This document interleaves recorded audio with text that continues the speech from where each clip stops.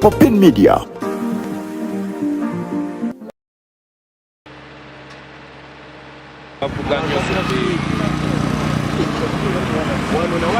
Buli omu waali akubagize munne ekikanga bakitutuuseeko kuba tuyinza obutazaawo muntu afaanagana ng'ono bwe tubadde naye. Era omwami ono Kiyamaani atufuddeko abadde agenda na ku mbaga ya mukoddomi wange nga ye omugenyi omukulu ku mukolo gw'abadde nagwo. Naye ni mukoddomi wange kati waali ali mu ddwaliro mu biseera kino ssebo. Obuzibu abavuzi b'emmotoka bavuga speed y'amaanyi. Wetaaga amps wano. Akabenje kano kakuddewo nga obudde bukya ssaawa nga 10 ez'okumakya. Kati obuzibu bwe tulina nti luno oluguudo ebimotoka ebinene bwe biba bifudde bwe bifiira ku kkubo tebabyanguyira kubijjawo, bateekawo buteesi wekifiiridde bakirekaawo.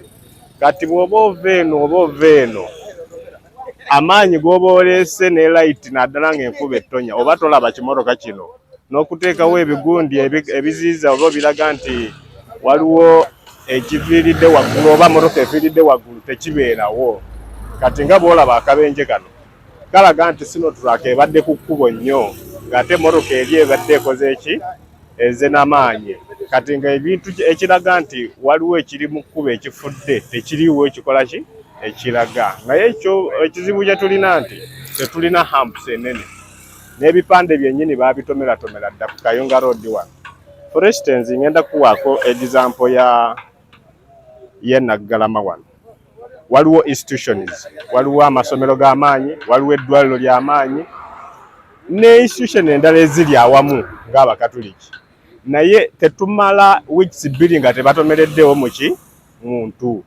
Ne weeks 2 emabega bakattirawo omwana. Awo wennyini tugezezzaako okusaba hampu bakama baffe batuyambe, batugambye nti awo tewasoboka kubeerawo hampu. Naye tusaba ab'obuyinza bekikwatako mutuyambe okuva e Naggalama okujja paka e Nakifuma mu town tetulinaawo hampu ennene. Batuyambe batuteerewo hampu ennene esobola okuziyiza bino ebibenje. Amanya gange nze Muhammad Bubale.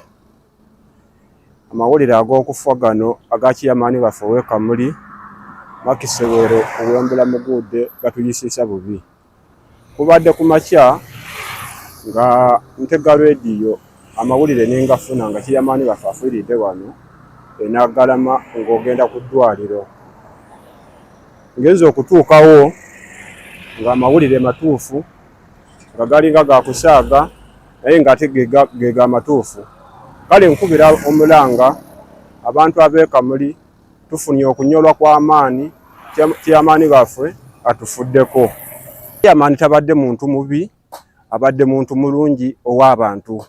Abadde mutabaganya nga omuto n'omukulu amugatta ssebo. Kyetuuzaako kati ngaffe abantu ab'e Kamuli kyakubeera wamu tulabe engeri tunaatambuza tutya olumbe lwa Kiyamaani baffe bwe lunaabeera. Kuba kati n'ekiriwo sikimanyi sikyetegeera nange kati wendi embeera yange si nnungi ssebo. N'ekirala aba traffic abakwasaganya aby'entambula emmotoka bw'eba efiiridde mu kkubo bagezeeko okulaba nti bateekawo amateeka amakakkali akasobola okuyamba abantu abalala abakozesa oluguudo.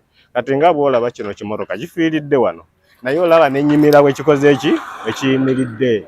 Singa tuba n'obuyambi nti buvudde ku poliisi nti emmotoka bw'eba efiiridde ku kkubo kyangu ogisika ne bagiggyawo kati eno emmotoka teyandibadde wano. Nakano akabenje tekandibaddewo. Kati garagi yiino wano bandibadde bagisika ne bagitwala mu garagi. Naye unfortunately nti ekyalina wano ne poliisi ezze n'ejjawo nga bwe tuwulidde ffe abatabaddewo. Ejje n'ejjawo omulambo n'emmotoka yaayo naye ekosezza accident ekyaliwo ku kkubo wano. Amanya nze bampita Titus.